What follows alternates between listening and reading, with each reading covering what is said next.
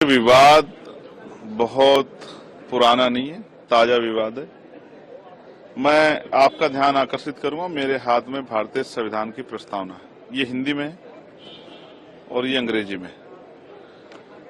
ये संविधान की प्रस्तावना का पाठ अभी 2 दिन पहले इसी देश की सबसे बड़ी पंचायत पार्लियामेंट के सेंट्रल हॉल में हुआ और ये कहा गया कि हमें संविधान के लक्ष्य मूल्यों के साथ खड़े होना है, उसके उद्देश्यों के साथ खड़ा होना है।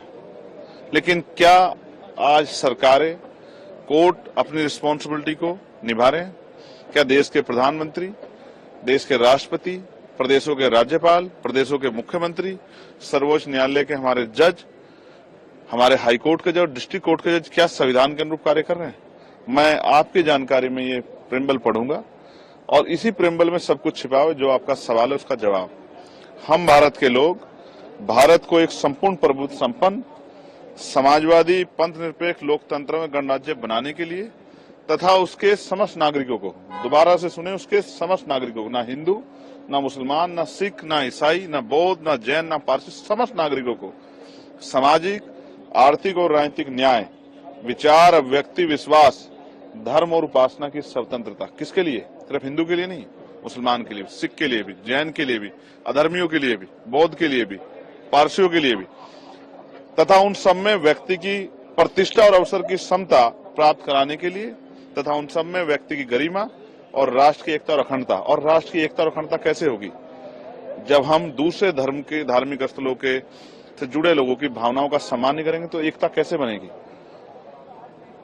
अखंडता सुनिश्चित करने वाली बंधुता बढ़ाने के लिए दृढ़ संकल्प होकर अपनी संविधान सभा में आज तारीख 26 नवंबर 1949 ईस्वी को एतदार द्वारा इस संविधान को अंगीकृत, अधिनियमित और आत्मर्पित करते हैं। अब मेरा सवाल ये है कि क्या प्राइम मिनिस्टर को जो हो रहा है वो नहीं दिख रहा है? क्या राष्ट्रपति जी को, सर्वोच्च न्यायालय के हमारे चीफ जस्टिस को नहीं दिख रहा है कि किस तरह इस प्रिम्बल के साथ खिलवाड़ की जा रही है?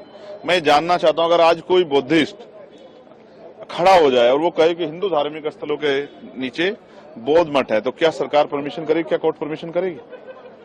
बिना सत्ता की जानकारी के संरक्षण के नहीं हो सकता है। और ये इसलिए हो रहा है, तमाशा इसलिए किया जा रहा है, कभी संभल, कभी ज्ञानव्यापी, कभी अजमेर, कि जिससे बुनियादी मुद्दे रोटी, कपड़ा, मकान, रोजगार, महंगाई, बेरोजगारी, एजुकेशन, हेल्थ, किसान, महिलाएं, सुरक्षा, इन सब से लोगों का ध्यान हटे।